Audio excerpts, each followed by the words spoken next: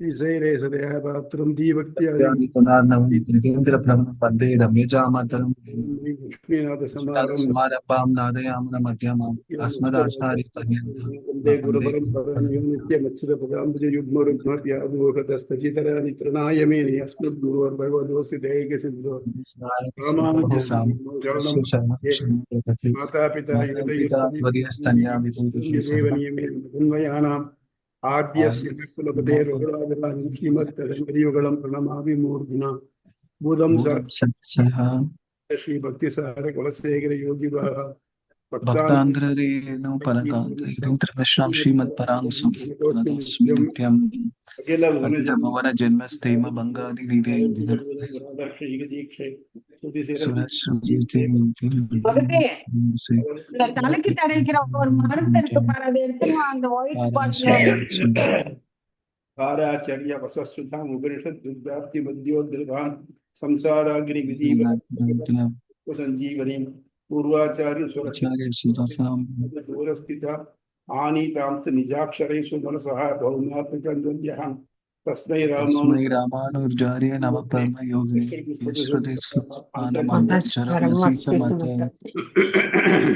அடியந்தாசன் சுவாமி. அடியந்தாசன் இன்னைக்கு நம்ம அப்படி இப்படி முடிச்சு கடைசி அதிகரணத்துக்கு வந்துட்டு கடைசி அதிகரணத்துக்கு வந்திருக்கோம். இதுல என்ன முக்கியமானனாக்க, இது மட்டும் பார்த்தோம் எல்லாத்தையும் கிட்டத்தட்ட ஒரு சமரைஸ் பண்ற மாதிரி ஒன்றும்.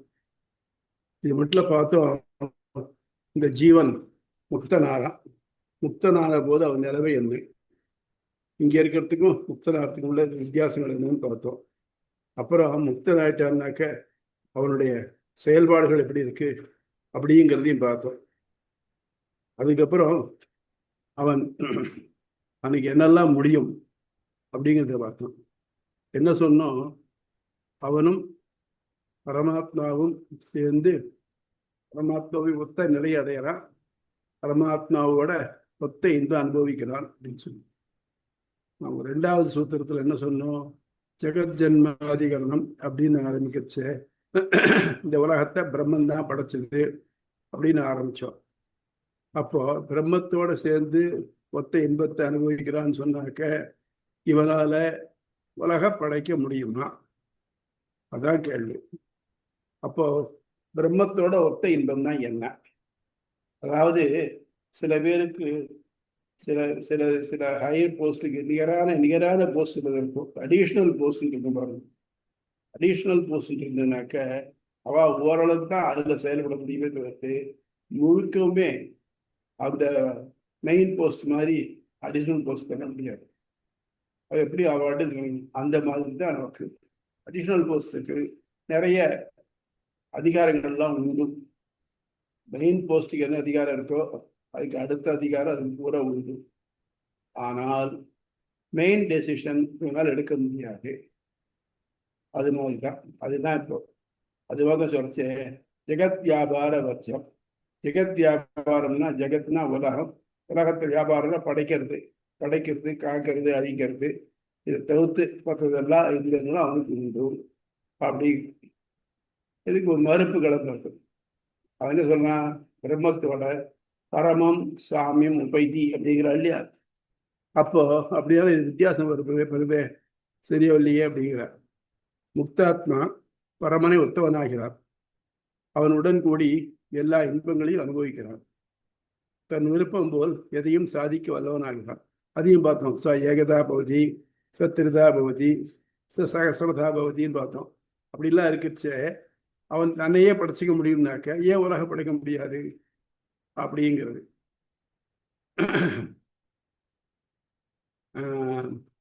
இப்பொழுது பிரம்மத்திற்கு உலகளை படைத்து காத்து அழிக்கும் திறன் உண்டு என்றும் பார்த்தோம். நம்ம என்ன சொன்ன, முதல்ல ஆரம்பத்திலேருந்து நான் சொல்லிட்டே வரோம், உலக படைச்சது எதுவோ அதுதான் பிரம்மம்.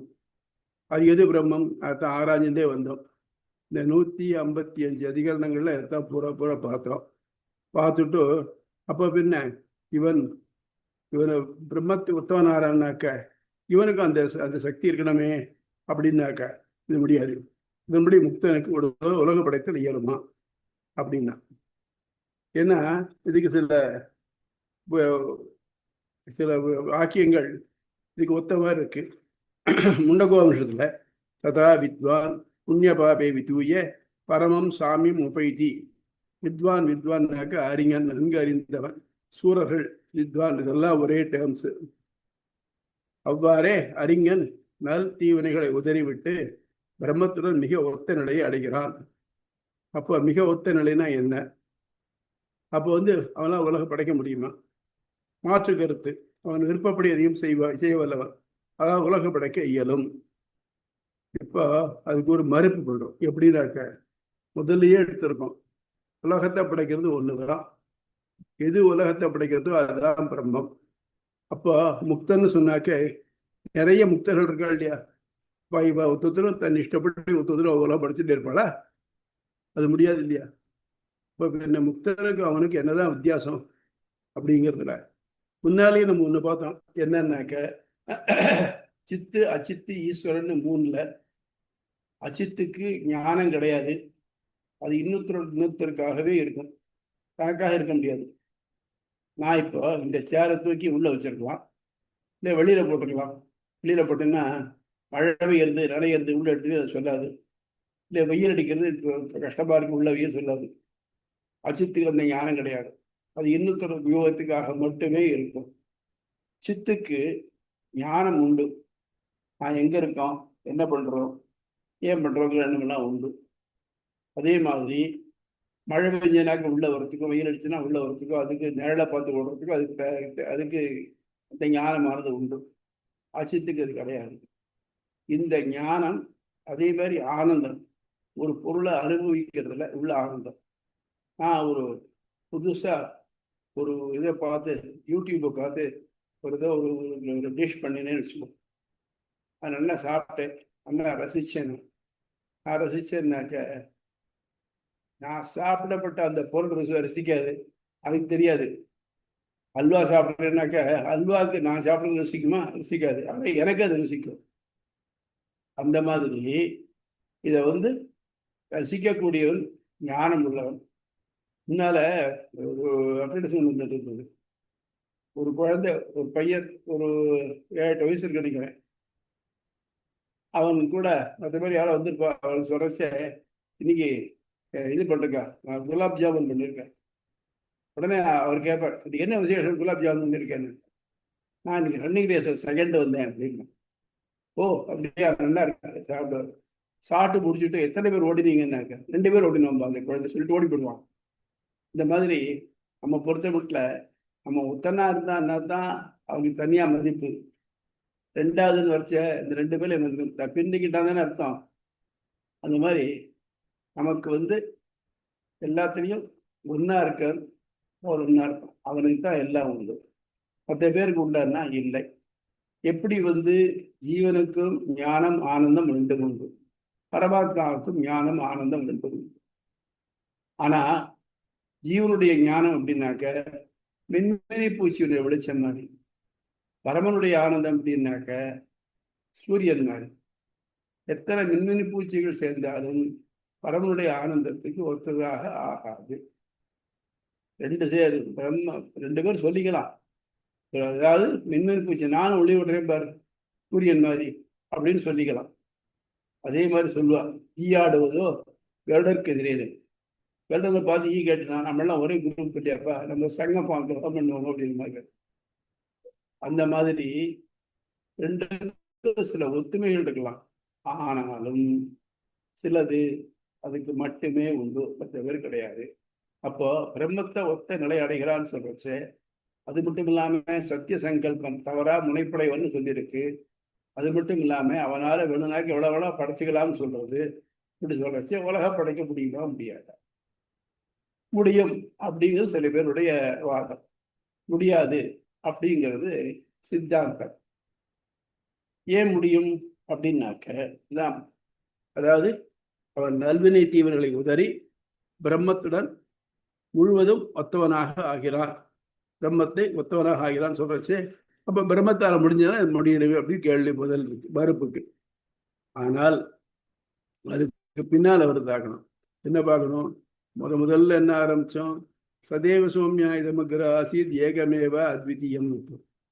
இதுல கொஞ்சம் கூட சந்தேகத்துக்கு இடம் இல்லாம சத்து ஏவ, சத்து ஏவ, சத் ஒன்றே, இதமக்ர ஆசீத், ஏகமேவ ஒன்றாகவே.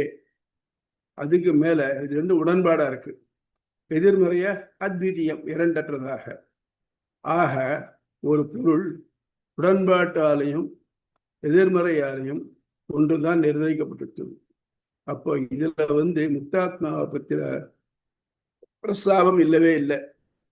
அதனால் தீர்க்க முடியாது. அது மட்டும் இல்லாம மேல அந்த பிரம்மமே தது ஏகாக்கி ந ரமேத, அவன் உத்தனா இருந்துட்டு சந்தோஷப்படலை, இதுவும் அதுல இருக்கு. அதாவது அவனுக்கு சந்தோஷம் அப்படிங்கிற ஞானம் உண்டு, அவன் ஒன்னா இருந்தான்னு தெரியுது. ஆக மொத்தம் நான் ரமேத, பல உலகங்களை படைப்பேன்னு படித்தான். அதே மாதிரி அப்புறம் அதிலிருந்து படைக்கு கிரம ஆரம்பிக்கச்சு தஸ்மாத் தாயே தஸ்மாத் ஆகாசம்பூத ஆகாசாத் வாயு வாயோரக்னி அக்னிராப அத்ய பிருத்திவி பிருத்திவி ஓஷதீய அப்படின்னு வரிசையா எப்படி படைக்கப்பட்ட படைப்பினுடைய நிலைமை வரிசையா சொல்லி வந்திருக்கார். ஆக மொத்தம் அந்த ஒன்னிலிருந்து தான் இதெல்லாம் தோணி இருக்கு அப்படிங்கிறது தெரியுது. அதே மாதிரி ஆத்மாவா இதமுக்கிற ஆசி, ஆத்மா சொல்றது இங்க பரமாத்மாவை தான் குறிக்கும். ஆத்மாவா இதமுக்கிற ஆசி, ஆத்மா என்னக்க ஆப்னோதி இது ஆத்மா, எதையும் அடைய வல்லது, அடைவிக்க வல்லது, அது ஆத்மா. ஆத்மாவா இதமுக்கிற ஆசி அப்படிங்கிறது. அப்புறம் இதுக்கு மேல ஒன்று பார்த்தோம். எகோவா இமானி பூதானி ஜாயந்தே ஏன ஜாத்தானி ஜீவந்தி யத் பிரயந்தி யத் அபிசவிசந்தி தத் பிரம்மேதி தத் விஜிக்ஞாசஸ்வ. இது வருணன் தன்னுடைய தகப்பனாரான பிருகு தன்னுடைய தகப்பனாரான வருணன் போய் கேட்கிறார், பிரம்மம் எது? அப்போ சொல்றார், எதோவா இமானி பூதானி ஜாயந்தே, எதனென்றும் இந்த பூமியில் உள்ள பிராணிகள் யாவும் தோன்றினவோ, எதனால் அவை யாவும் காக்கப்படுகின்றனவோ, எதனில் அவை ஒடுங்குகின்றனவோ அது பிரம்மம். அது விஜிக்ஞாசஸ்வ, அது அடைந்து அறியத்தக்கது அப்படின்னு சொல்றது. இது எல்லாத்திலையும் பார்த்தீங்கன்னாக்க எல்லாமே ஒரே ஒரு பொருளைத்தான் காமிக்கிறது. அப்போ ரெண்டுக்கும் பிரம்மம் பரமம் சாமியம் உபைதின்னு சொல்லியிருக்கே, அது எப்படி? அதுல ரெண்டு பேருக்கும் ஒரே மாதிரியான இன்பம் இருக்கணுமே அப்படின்னாக்க இருக்கு. உலகில் கிளியரான எக்ஸாம்பிள்ஸ் நிறைய பார்க்கலாம். எல்லா ஜீவராசிகள்லையும் ஆண் பெண் இருக்கு. அது ரீப்ரொடியூஸ் பண்றதுக்கு ரெண்டு சேர்றது, சேர்ந்தாக்க இன்பம் ரெண்டுக்கு ஒன்னா இருக்கு. ஆனாலும் படைப்பு பெண்கிட்ட தான் இருக்கு. ஆணால படைக்க முடியாது, ஆண் இல்லாம பெண் படைக்க முடியாது. அத மாதிரி இதுல ரெண்டு பேருக்கு இன்பம் ஒன்னா இருந்தாலும் அந்த இன்பத்துல ஒரு குறை உண்டு. என்ன குறைனாக்க உலக படைக்கிறது அப்படிங்கிற ஒன்று பிரம்மத்தால மட்டும்தான் முடியும், மற்ற பேரால முடியாது. இதுதான் இன்னைக்கு உள்ளது. இதுக்கு 2-3 ஆட்சேபங்கள் பிரத்யாட்சேபங்கள்லாம் இருக்கு. இதுல இப்ப நான் படிக்கிறது என்ன கேட்டுன்னு வாங்கோ, உங்களுக்கு சந்தேகங்கள் இருந்ததுன்னா கேளுங்க. நிறைய சந்தேகங்கள் இருக்கு. இப்ப நான் சொன்னது மட்டும் இல்லாம கீதையிலையும் பெருமாள் தன்னை பத்தி சொல்லிக்கிறார். என்ன சொல்றார் அப்படின்னாக்க, ஒன்றுலையும்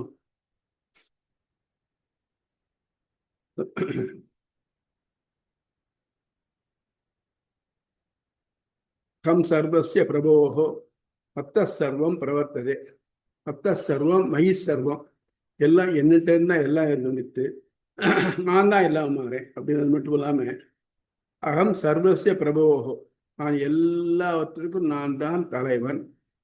அப்ப என்னாச்சு? முக்தாத்மாக்களுக்கும் சேர்த்து நான் தான் தலைவன். ஸோ ஒரு ஊர்ல ஒரு ராஜா இருக்கான்னாக்க ராஜாவுக்கு அதிகாரங்கள் எல்லாம் உண்டு, பூர்ணமான அதிகாரம் உண்டு. அவனுக்கு அடுத்தபடி போஸ்ட் மந்திரி, பிரதம மந்திரி ஒருத்தர் இருக்காருன்னு வச்சுக்கோ, அவருக்கு அந்த அதிகாரங்கள்லாம் உண்டு. ஆனாலும் அரசனுடைய அதிகாரம் மந்திரிக்கு கிடையாது.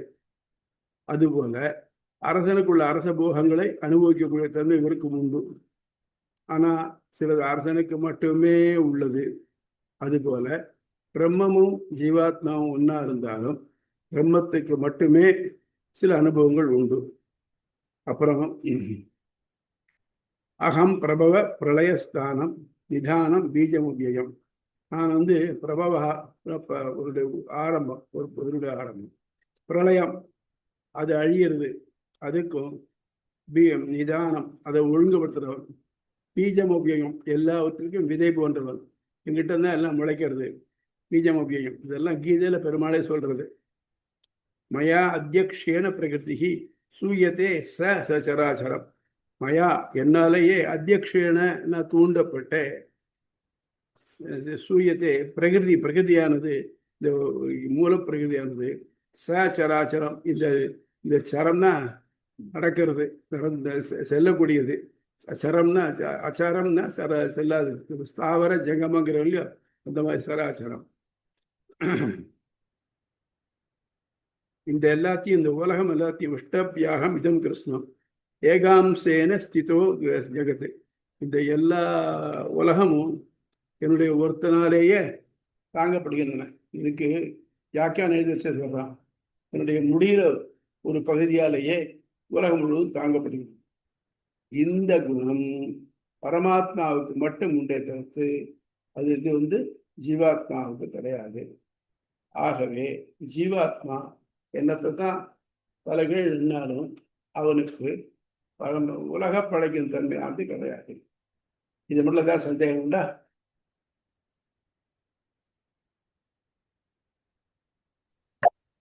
சாமி, இப்போ முக்தனுக்கு வந்து அந்த படைக்கிற இது மட்டும் கிடையாது, ஜெகத் வியாபார வர்ஜனை மட்டும் கிடையாதுன்றோம். சங்கல்பம் இல்லையா அவனுக்கு? சத்திய காமக சத்திய சங்கல்பம் 7 குணங்கள் தான் வருமா அவனுக்கு? இல்லையே. ஏன் அவனால படைக்க முடியாதுன்ற மாதிரி ஆகுது இல்லையா? அண்ணா, படைக்கிறதுங்கிறது ஒரு தனி செயல். பகவானுக்குள்ள 8 குணம் இவனுக்கு உண்டு. அபகதபாத்மா விஜரோ விமிருத்யு விசோக விஜிகித்சக அபிபாசக சத்தியகாமக சத்தியசங்கல்பான் 8 குணம் உண்டு. அவனுக்கு 8 குணம் உண்டு, இவனுக்கு 8 குணம் உண்டு. ரெண்டுக்கும் ஒத்ததா ஆகாம். ஆனா என்ன வித்தியாசம் அப்படின்னாக்க, அவனால உலகு படைத்தல் அப்படிங்கிறது முடியும், இவனால முடியாது. 8வது குணத்துல மட்டும் அவனுக்கு லிமிடேஷன் இருக்கு. சத்திய சங்கல்பகான லிமிடேஷன் இருக்கு. அவனுக்கு இவ்வளவு தூரம் முடியும். 8வது குணம் இருக்கு, லிமிடேஷன் இருக்கு, பாக்கியம் இருக்கு அவனுக்கு. இப்போ பிரசிடென்ட் ஆஃப் இந்தியா வந்து he is or she is the leader of 3 things. One, the civil administration. ரெண்டாவது ஜஸ்டிஸ், டிஃபென்ஸ். இந்த 3க்கும். ஆனா வர்ச்சுவலா பண்றது யாருன்னு கேட்டாங்க, ஒரு டிஃபென்ஸை பொறுத்த மட்டும் யார் ஆபீசர் கமாண்டிங் யார் இருக்காரோ அவர் தான் பண்றார். ஆனாலும் அவர் வந்து இவர்கிட்ட பர்மிஷன் வாங்கிட்டு தான் பண்ண முடியும், தெரிஞ்சா பண்ண முடியும். சிவில் அட்மினிஸ்ட்ரேஷனா இருந்தாலும் அதுவும் ஜனாதிபதியினுடைய கையெழுத்துக்கு போய்த்தான் ஆகணும். அது மாதிரி இந்த பவர், ஸ்பெஷல் பவர்ஸ் அவளுக்கு மட்டும்தான் உண்டு. அது மாதிரி வந்து ஸ்பெஷல் பவர். இந்த கிளாரிங் எக்ஸாம்பிள் தங்க பாருங்க. ஆண் பெண் இருவருக்கும் கலதியில ஒத்த இன்பம் இருந்தாலும் பிள்ளை பிறப்பிக்கக்கூடிய தன்மை பெண்கிட்ட தான் இருக்கு. ஆனா உயிரன்னு அவர்கிட்ட கிடையாது. ரெண்டா உயிருக்கு வருது. இது என்னன்னாக்க, பிரம்மம் அவன் எல்லாத்தையும் லீடர் அப்படிங்கிறது எப்படி வந்தது பேரு? நீங்க ராபின்சன் குரூசோ அப்படின்னு படிச்சிருக்கல கதை, டேனியல் டிஃபோ எழுதினது. ஒருத்தன் கப்பல் உடஞ்சி போய் எங்கேயோ போய் நீஞ்சி ஏதோ ஒரு தீவு அடையிறான்.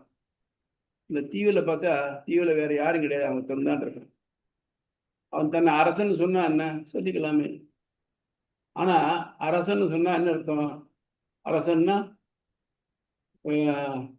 படை, குடி, கூழ், அமைச்சு, நட்பு, அரண், இவை யாரும் உடையான் அரசனில் ஏறு. இல்லை ஏதாவது இருக்கா அவனுக்கு? அப்ப தனியா இருக்கக்கூடிய ஒருத்தன் வந்து நான் தான் ராஜான்னு சொன்னா பிரயோஜனம் உண்டு? அதுக்கு பதிலா அவன் வந்து நான் இருக்கேன், எனக்கு கீழே இவ்வளவு பேர் இருக்கா, அப்படின்னு சொல்றது அவனுக்கு பெருமை. ஒரு அரசன்னு சொன்னாக்க அவனுக்கு அமைச்சர் இருக்கணும், படை இருக்கணும், மற்றெல்லாம் இருக்கணும். அதே மாதிரி யாருமே இல்லாத இடத்துல போய் நான் தான் தலைவர், எனக்கு மேலே யாரும் இல்லைன்னா வயசு தாராளமாக சொல்லிக்கலாம் நீங்க. அதனால பிரயோஜனம் இல்லை. ஆனால் இந்த உலகத்தில் நம்ம பல ஜீவராசிகளை பார்க்குறோம். நம்ம மனுஷங்கிற ஆத்மா மட்டும் பார்க்க வேண்டாம். கிட்டத்தட்ட 84 லட்சம் ஸ்பீஷீஸ் இருக்குங்கிறார். இந்த ஒவ்வொரு ஸ்பீஷீஸ்லையும் நிறைய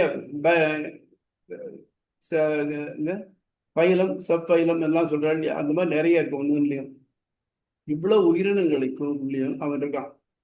நம்ம முன்னால பார்க்கறதுக்கு ஒன்று பார்த்தேன். என்னன்னாக்க பிரம்மத்துக்கும் ஆத்மாவுக்கும் உள்ள வித்தியாசம். ஆத்மாவுக்கும் ஞானம் ஆனந்தம் உண்டு, பிரம்மத்துக்கும் ஞானம் ஆனந்தம் உண்டு. ஆத்மா அணு, பிரம்மம் விபு. விபுனாக்க எல்லா இடத்திலும் பறந்து இருக்கக்கூடியது. ஆத்மா ஒரே ஒரு சின்ன அணுனாக்க கண்ணுக்கு தெரியாத அளவுக்கு அவ்வளவு சின்ன நடந்துக்கொள்வான்.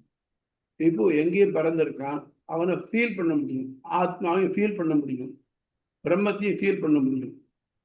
இப்போ இந்த ஆத்மாவானவன் அணுவா இருந்தாலும் இன்னொரு ஆத்மாவுக்குள்ள நுழைய முடியாது.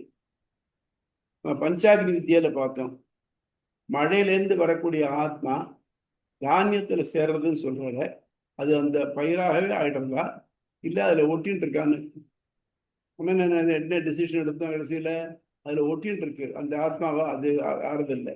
ஏன்னா அந்த ஆத்மாவுக்குன்னு அனுபவிக்க வேண்டிய இன்ப துன்பங்கள் நிறைய இருக்கு. இந்த ஆத்மா அது இல்லை, இதுக்கு அதோட நோக்கம் இல்லை. இது பின்னால மனுஷனா பிறந்து இல்லை ஏதோ பிராணியா பிறந்து அனுபவிக்க வேண்டியது வேற இருக்கு. அதனால அதை ஒட்டிட்டு தான் இருக்கிறது. அது அதோட சப்மர்ஜ் ஆகிடுறது இல்லை அப்படிங்கிறதையும் பார்த்தோம். இந்த ஆத்மா அணுவா இருந்தாலும் அணுவா இருக்கக்கூடிய ஒரு ஆத்மாவுக்குள்ள நுழைய முடியாது.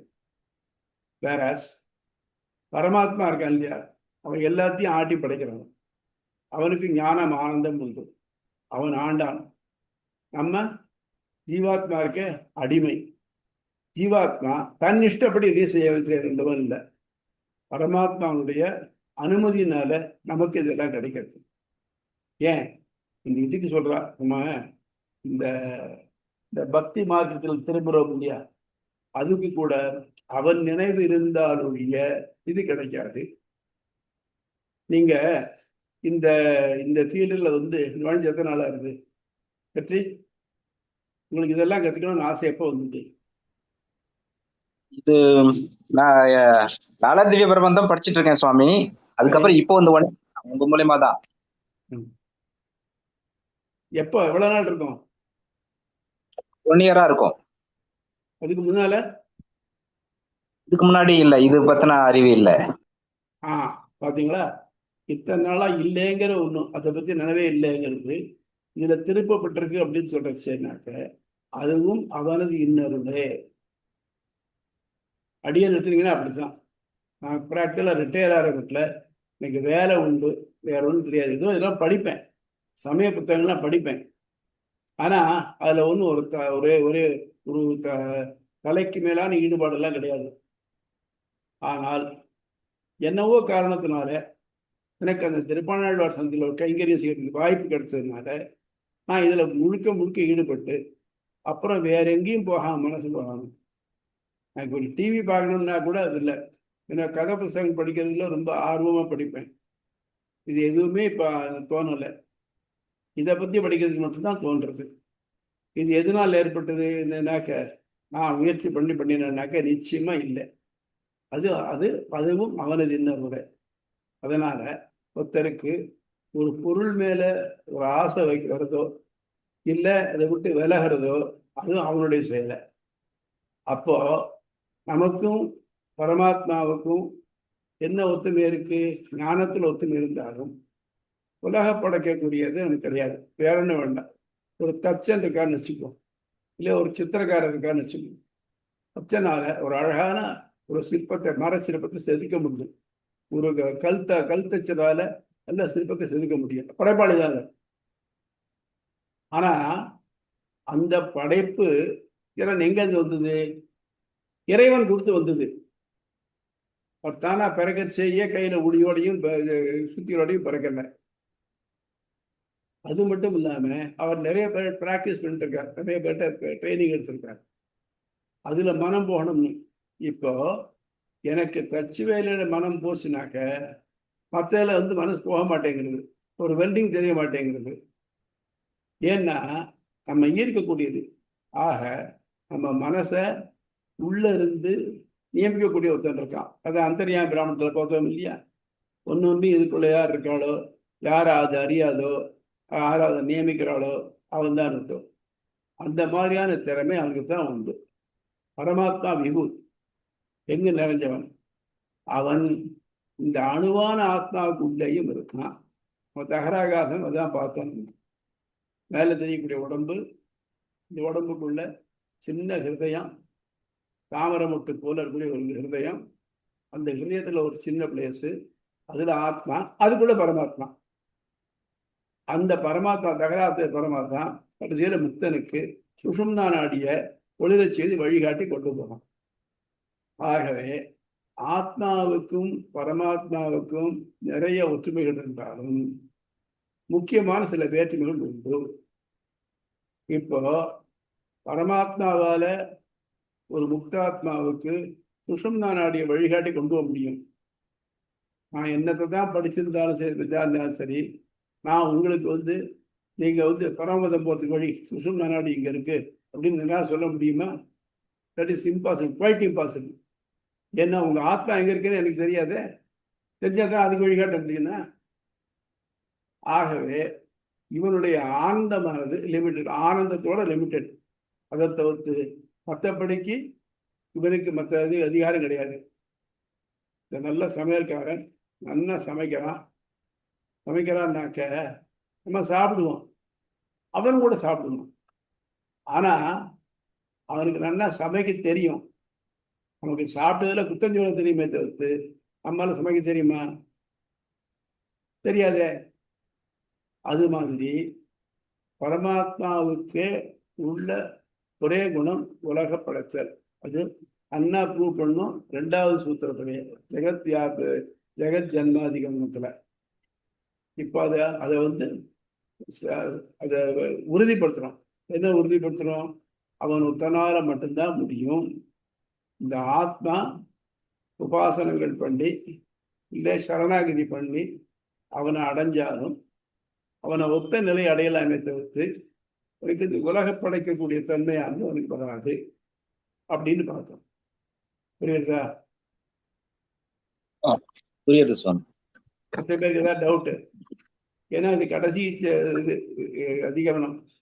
இதுல டவுட்ஸ் இருந்தா கேளுங்க.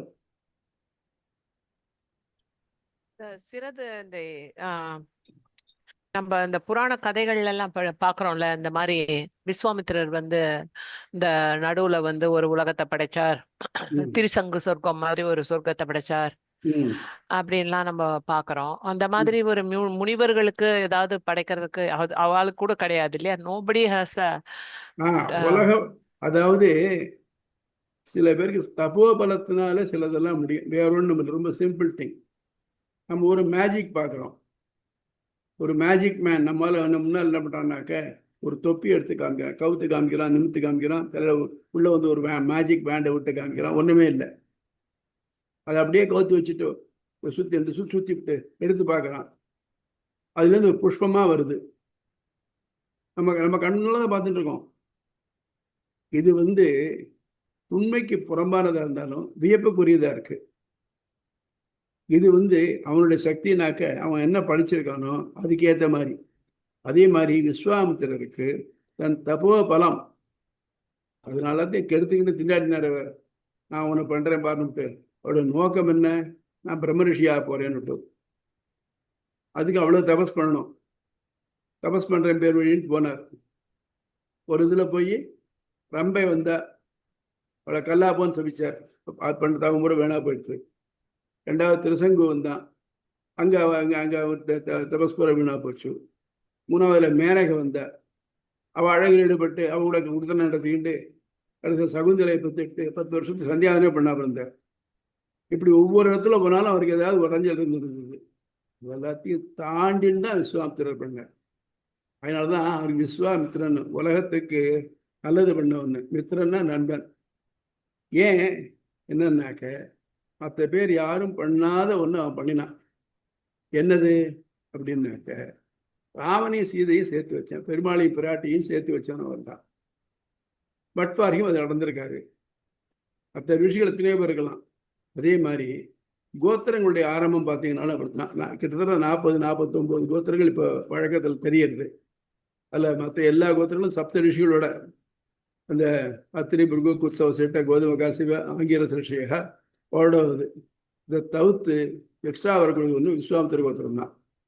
இந்த 8 ரிஷிகளில் ஆரம்பம் வச்சு தான் மற்ற கோத்திர வகைகள் வருது. வாசிஷ்டன் கூட வருது சில இடத்துல. வாசிஷ்டன் வரும், வசிஷ்ட வாசிஷ்டன் வரும். இன்னொன்னு வந்து விஸ்வாமித்திரன் வருது.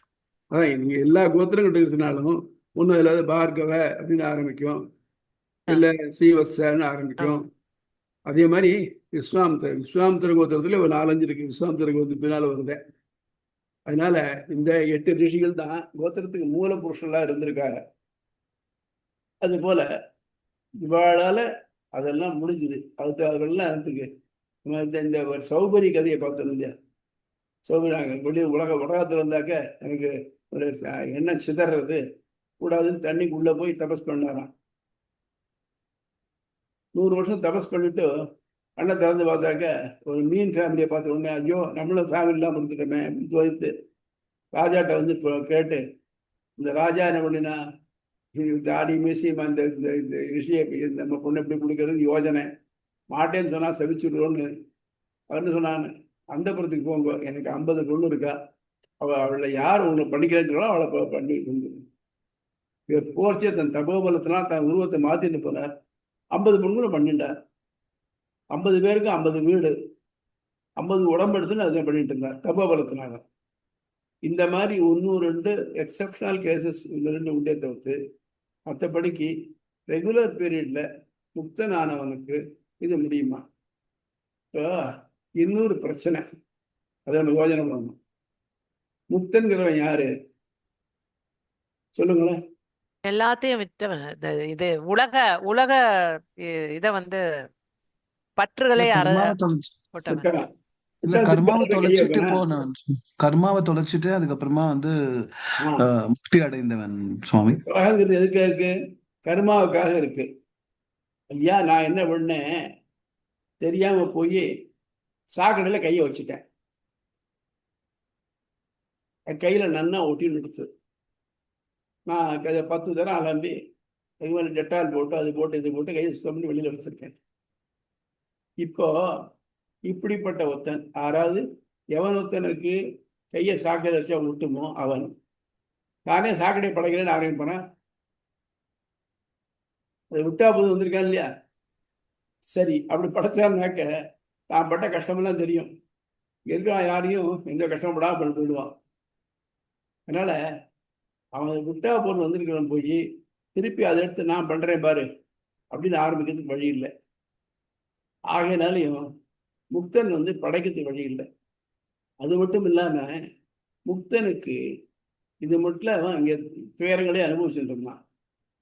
இப்போ அங்க போய் பிரம்மத்தை அனுபவிக்கிறான். பிரம்மத்தை அனுபவிக்கிறச்சே இது மட்டும் என்னது, அப்பொழுதைக்கு அப்பொழுது நாரா உந்தமானா ஏன்னு அப்படிப்பட்ட பிரம்மமா இருக்கு. அதை அனுபவிக்கிறத விட்டுவிட்டு நீ பாட்டுக்கு இருப்பா, நான் ஏதோ தொழில் பண்றேன்னு ஆரம்பிக்கிறேன். அப்படி ஆரம்பிச்சான்னாக்க அவங்க போய் போன ஒரு பிரயோஜனம் என்ன?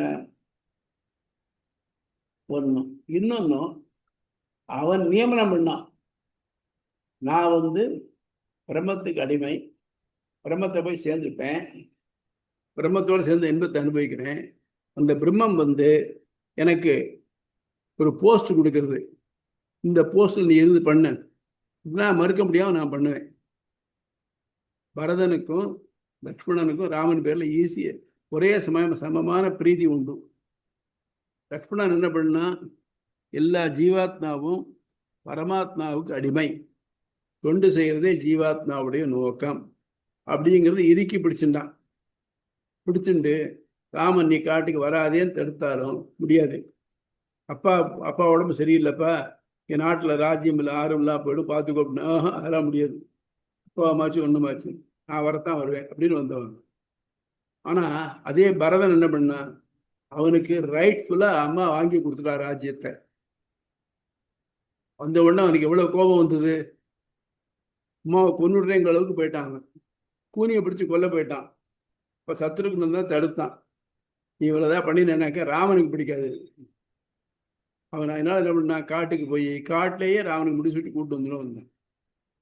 ஆனால் ராமன் என்ன சொன்னான், அப்பா நீ காட்டுக்கு எங்கூட வருது எனக்கு விருப்பம் இல்லை, நீ அதுக்கு பதிலா எனக்கு பிரதிநிதியா இருந்துட்டு நீ நாட்டை பாதுகாத்துரு அப்படின்னு சொல்லி இது பண்ணான். அதுக்கு என்ன அத்தாரிட்டி தான் கொடுன்னு. இப்போ தான் கம்பன்லாம் தெரியுது, அங்கேயே ராஜ்யாபிஷேகம் பண்ணி கூட்டின்னு வந்துற மாதிரி இருந்ததுனால இந்த ராஜ்யத்துக்கு போறச்சே ஒரு ரத்ன கச்சிதமான பாதுகை தான் வச்சுருந்தா.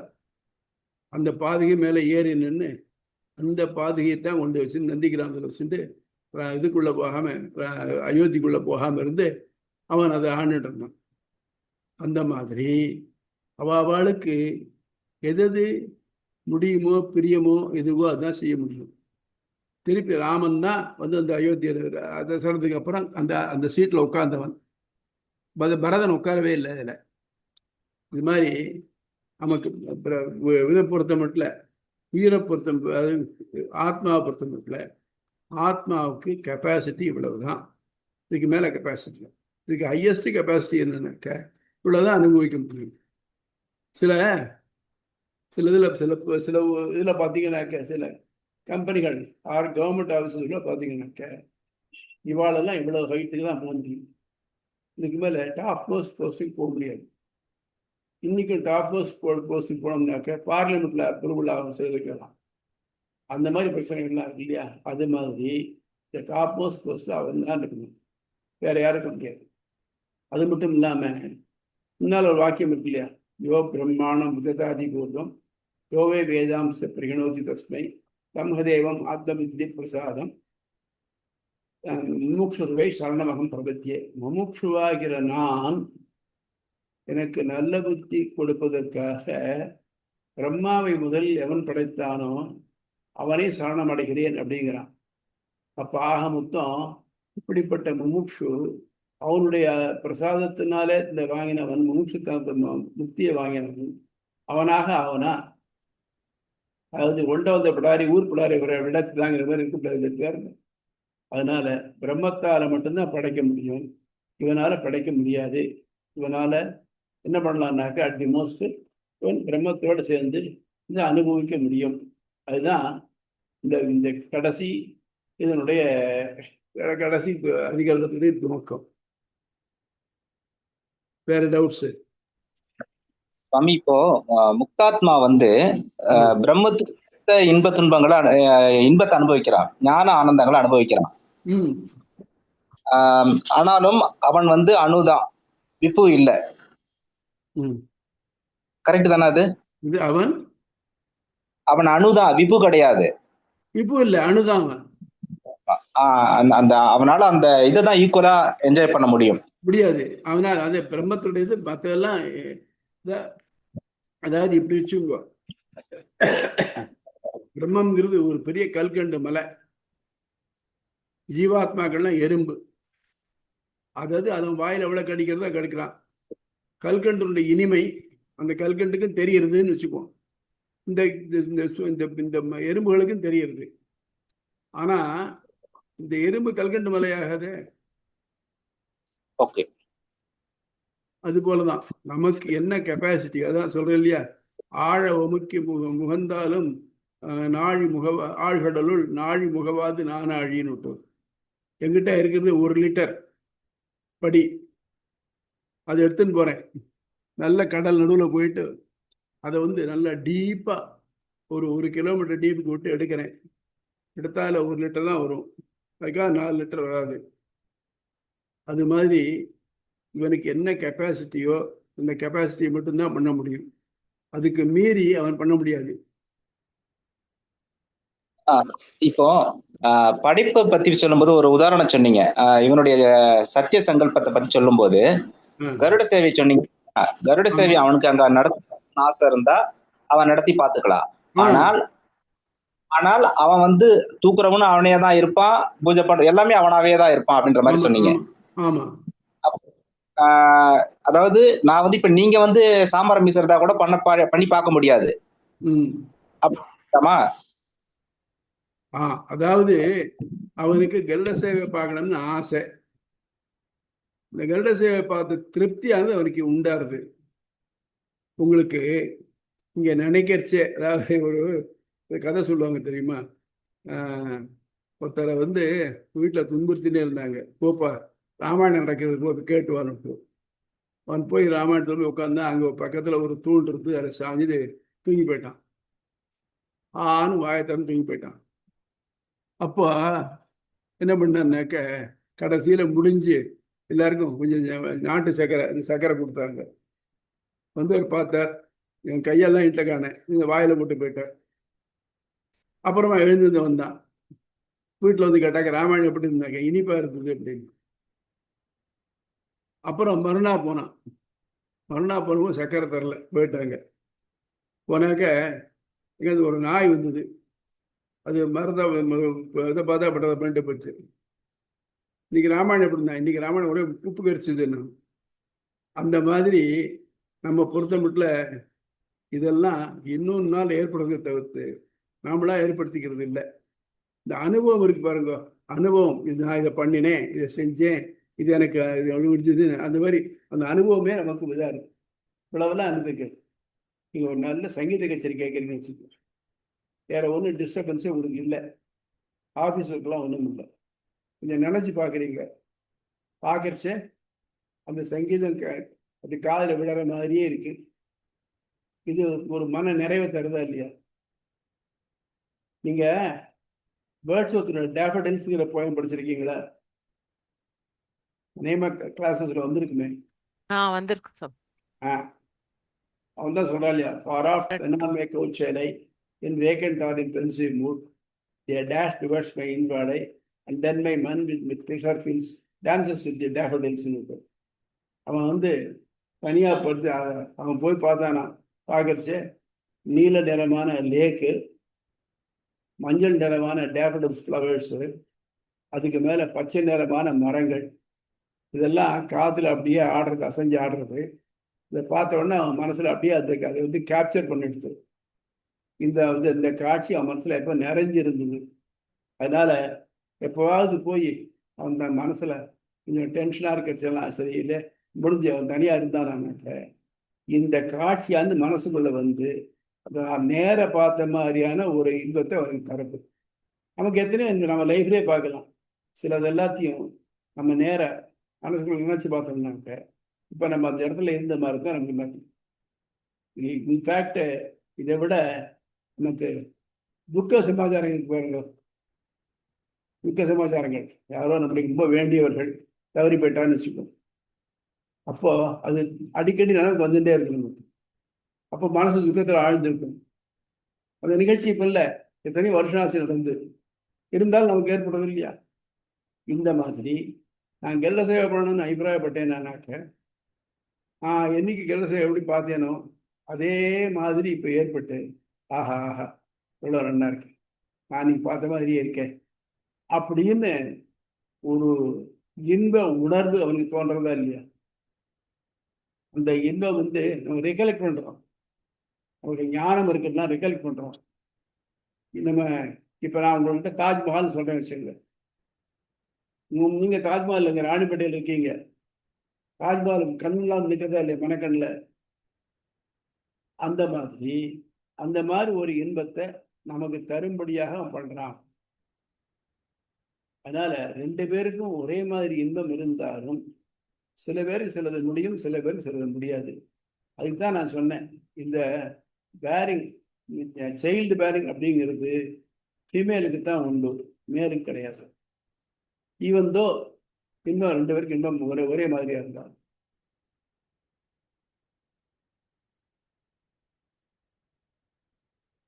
வேற டவுட்ஸ்?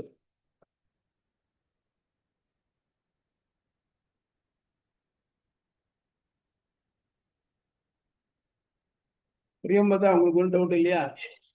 இல்ல சுவாமி, தெளிவா இருக்கு. ஆ. தேங்க்யூ சுவாமி. அதனால நம்ம எல்லாத்துக்கும் ஒரு வரையறை உண்டு அப்படிங்கிறது உண்டு. வானமே எல்லை. நானும் வானம் போக போக போயிட்டாதான் இந்த வானம் வானம் மட்டும் நமக்கு போக முடியும், அவ்வளவுதான் முடியும். அதுக்கு மேலே இருக்கும். இந்த மேத்மெட்டிக்ஸ் சொல்லுவாங்க, சில சீரீஸ் எல்லாம் they go to plus infinity minus infinity. நம்முடைய நம்முடைய ஆற்றல் கிடைக்கின்றது இவ்வளவு தூரம் இவ்வளவு தூரம் மட்டும் போகும். அதுக்கு மேலே போச்சுன்னா என்னன்னாக்கா that can go to infinity. ஏன் நம்ம கால்குலஸ் எல்லாம் போகிற limit extending to infinity of of zero of தான் இருக்கும் பாருங்க. அந்த மாதிரி அது போகிறதுக்கு முயற்சி பண்ணுமே தவிர்த்து அதனால போக முடியாது. இன்ஃபினிட்டி இன்ஃபினிட்டி தான்.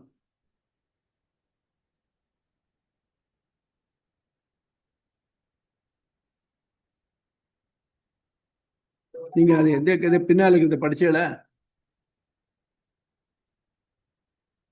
உமா?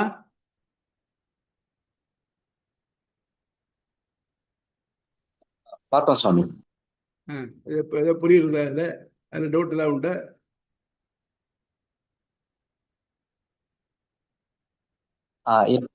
இது ஏற்கனவே பேசுனது அது எல்லாமே கவர் ஆன மாதிரி தான் இருக்குது அது. அதனால சந்தேகம் தனிப்பட்ட முறையில இல்லை இதுல. ரைட். அதான் கேட்டேன். ரெஃபரன்சஸ் எல்லாம் இல்லையா, கத்தியத்திரயம் அதுல அவ்வளவா இது பரிச்சயம் இல்லை. அது தவிர மத்த இந்த ரெஃபரன்சஸ், அது தவிர நம்ம பார்க்காத ரெஃபரன்ஸ் தவிர மற்றதெல்லாம் புரியுற மாதிரி இருக்கு. அதுல ஒன்றும் சந்தேகம் இல்லை. ரைட். அதாவது கத்தியத்திரயம் அப்படிங்கிறது இதை நம்ம இது தியரின்னு வச்சிட்டோம்னாக்க கத்தியத்திரயம் வந்து ப்ராக்டிக்கல். எம்பெருமானார் வந்து 120 வருஷம் இருந்திருக்காருங்க. இருந்தாலும் அவர் என்னைக்காவது ஒரு நாள் கூட இது பண்ண உபாசனம் பண்ணதா தெரியல.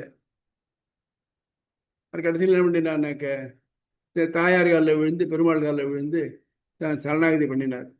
அது மட்டும் இல்லாமல் நமக்கெல்லாம் சேர்த்து சரணாகதி பண்ணினார் அவர். அதனால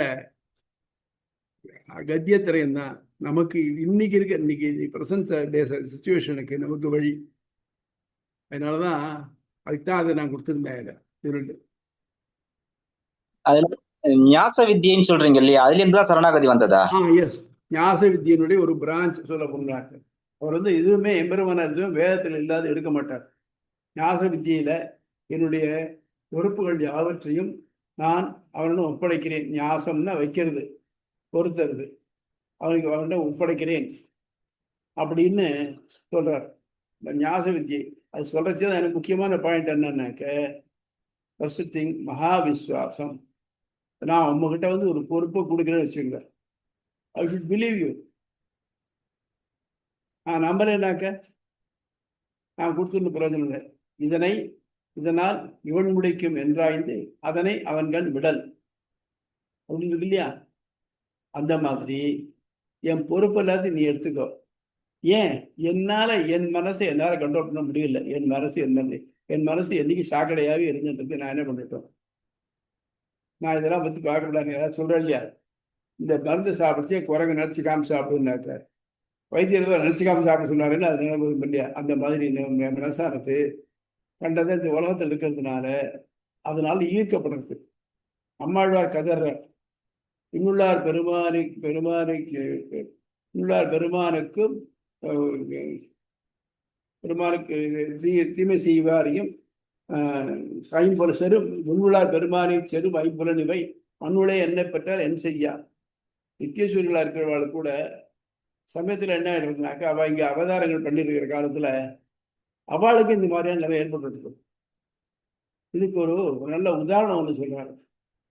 எப்படின்னாக்க, கருடன் நித்தியசூரி பெருமாளை எப்பவும் சுமந்து இருக்கக்கூடியவன். அவனுக்கும் கார்கோடகன் அப்படிங்கிற ஒரு பாம்புக்கு தகராறு, சண்டை. அவன் கார்கோட வம்சத்தில் வருவாளர், நான் சாப்பிட்றேன் சபதம் பண்ணியிருக்கான். கார்கோடகனுடைய பிள்ளை அவன் சாப்பிட்டான். அவனுடைய பிள்ளை ஒருத்தன் இருந்தான் பின்னணிக்கு. இந்திரனுடைய சாரதி மாதலின்னு பேரு. அவன் தன் பொண்ணுக்கு வரம் தேடிட்டு அவனுக்கு நல்ல பிள்ளையா பார்த்து பிடிக்கணும் அப்படின்னு பார்த்தான். அவன் எல்லா உலகத்தையும் போய் பார்த்தான், யாரும் பிடிக்கல. கடைசியில் இந்த சிம்முகனை தான் பிடிச்சிருக்கு.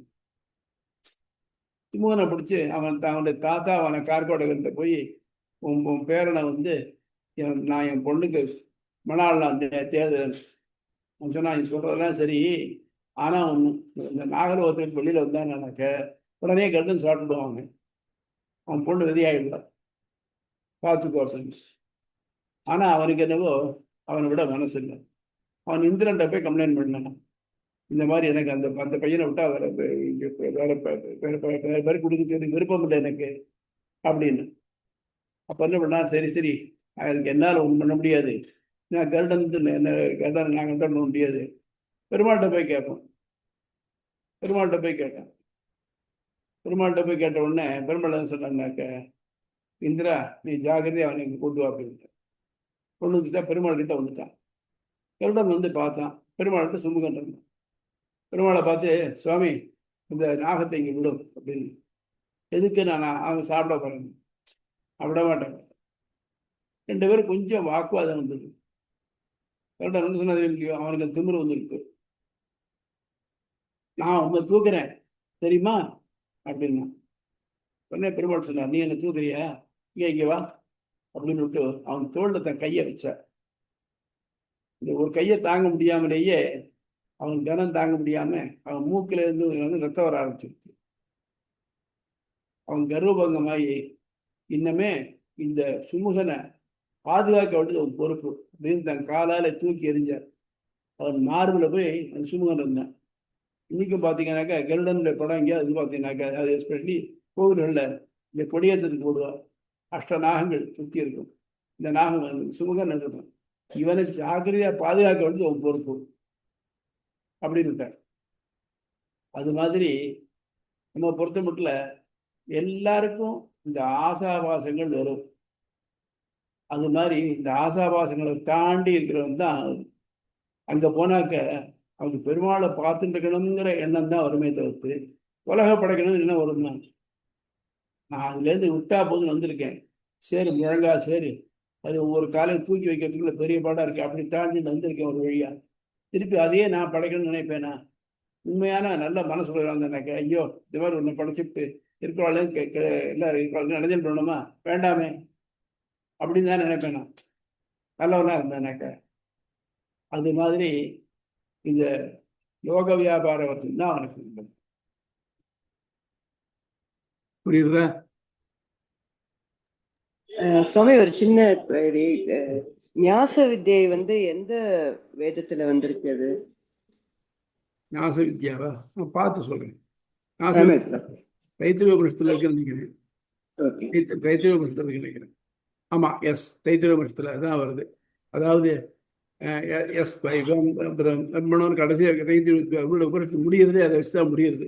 சாத்து முறை பண்றா போல வேத சாத்து முறை பண்றச்சே இதைத்தான் போடுவா. அவனுக்கு ஸ்ரத்தா பத்தினி, அவனுக்கு அவன் உடம்பே யாக குண்டம், அவனுடைய ஸ்ரத்தையே பத்தினி. ஏன்னா யாகத்துக்கு பத்தினி வேணும். அதெல்லாத்தையும் வச்சுட்டு தன் பொறுப்பு எல்லாத்தையும் அவங்ககிட்ட எவன் கொடுத்துட்றானோ அவனுக்கு இவன் மோட்சம் தரான் அப்படின்னு அதுலேருந்து எடுத்திருக்கான்.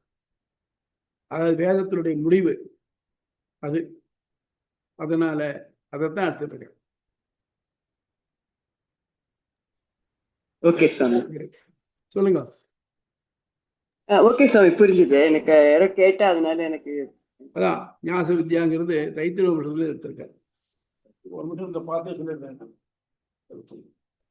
நீங்க அதுல நீங்க கொடுத்திருக்கீங்க சுவாமி, அத்தியாயம் 3 பாதம் 3ன்னு அந்த நாச வித்யை பக்கத்துல கொடுத்திருக்கீங்க. கொடுத்திருக்கேன் இல்லையா? ரேட்டு அதுல வந்து அத்தியாயம் 3 பாதம் 3ன்னு நம்ம முன்னாடி இருக்கிற ரெஃபரன்ஸ்ல கொடுத்திருக்கீங்க. அது உள்ள போய் பார்த்தோம்னா, அதாவது அதனால எம்பெருமானார் வேதத்துல இல்லாத எதையும் சொல்ல மாட்டார், வேதத்துல இருக்கிற எதையும் விடவும் மாட்டார். சொல்லவும் மாட்டார், சொல்லாம விடவும் மாட்டார். அதனால அவங்க எல்லாத்தையும் விவரமா சொல்லியிருக்காரு. சுவாமி, அடியனுக்கு வந்து இந்த தைத்திரிய உபநிஷத்துல வந்து ஒரு கிளாரிபிகேஷன் சுவாமி. தைத்திரிய உபநிஷத்துல வந்து நாராயண வல்லின்றது அது வந்து ஒரு போர்ஷன் ஆஃப் தைத்திரிய உபநிஷத்தா, இல்லைன்னா it is called as Taittiriya Narayana Valli உபநிஷத்துன்னு சொல்றது வழக்கம் உண்டா? மகாநாராயண உபனிஷத்து சொல்றது உண்டு. மகாநாராயண உபநிஷத்து, எக்ஸாக்ட்லி. அதாவது தைத்திரிய உபனிஷத்துல ஒரு பகுதி தான் நாராயண உபனிஷத்துங்கிறது. அதுதான் தேவதைகளை பத்தி சொல்றது. ஒவ்வொரு தேவதைக்கு உள்ள காயத்ரி அதை சொல்றது. அதுல எந்த தேவதைகளுக்கு காயத்ரி இருக்கோ அதுதான் வேதத்தினால அக்செப்ட் பண்ணிக்கப்பட்ட தேவதைகள். மற்ற தேவதைகள் தேவதைகள் இல்லை. இன்னைக்கு எத்தனையோ தேவதைகள் இருக்கலாம், அதெல்லாம் வச்சு கும்பிட்டு இருக்கலாம். ஆனால் எந்த தேவதைக்கு நாராயண உபநிஷத்துல வந்து ரெகக்னிஷன் இருக்கோ அதுதான் வேத கால தேவதைகள். நமக்கு கைட்லைன்ஸ், நம்ம சோகால் சனாதன தர்மம் ஆர் ஹிந்து இதை சொல்றோம் இல்லையா, இதுக்கு எல்லாத்துக்கும் பேஸ் வந்து வேதம் தான். வேதத்துல என்ன சொல்லியிருக்கோ அதுதான் சொல்றோம்.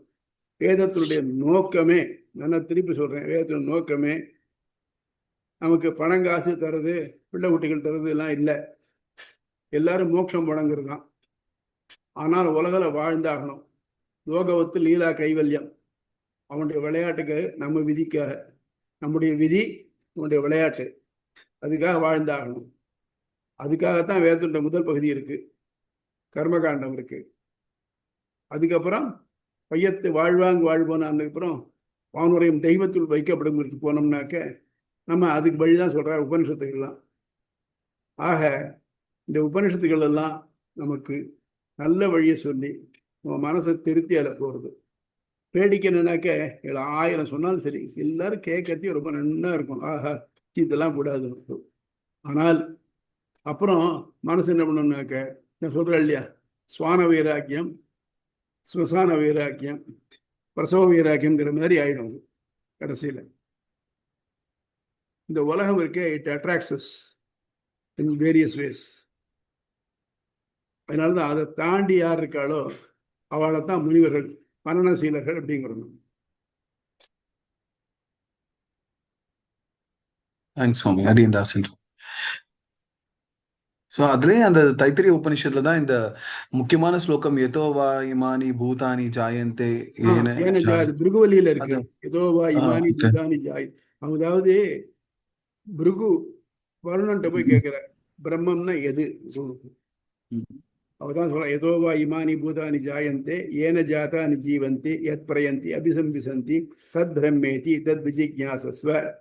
எதென்றும் இந்த உலகம் தோன்றியதோ, எதனால் காக்கப்படுகிறதோ, எதில் அடங்குகிறதோ அது பிரம்மம், அது அறிந்து அறியத்தக்கது அப்படின்னு சொல்ற. ஓகே, தேங்க்ஸ் சுவாமி. அடியந்தாசன். வேற ஏதாவது டவுட் உண்டா? இன்னும் ஒரு 2 கிளாஸ் தொடரும். அது இன்னும் நிறைய ப்ரிப்பேர் பண்ணணும்னு வச்சிருக்கேன். இன்னைக்கு கொஞ்சம் ப்ரிப்பேர் பண்ணினேன். இன்னைக்கு யாராவது ஒருத்தர் மாற்றி ஒருத்தர் வந்துட்டு இருந்தா பேசுறதுக்கு, சமூக வரதர் எல்லாம் அப்படியே போயிடுது. பாதி கொஞ்சம் சோம்பேறித்தனம், கொஞ்சம் படுத்து தூங்கி போயிட்டேன். இதெல்லாம் சேர்ந்துட்டுது, ஃபுல்லாக ப்ரிப்பேர் பண்ண முடியல என்னால. ரைட், அர்த்தமா? ஆழ்வாரின் பெருமானார் திருவடிகளே சரணம். திருவடிகளே சரணம். தஸ்மை ராமானுஜாரிய நம பரமயோகினே ஸ்ருதி ஸ்ரோதானாம் அந்தர்ஜுரம் அசீசமத். அடியந்தாசன் சுவாமி சேவிச்சுக்கோ சுவாமி.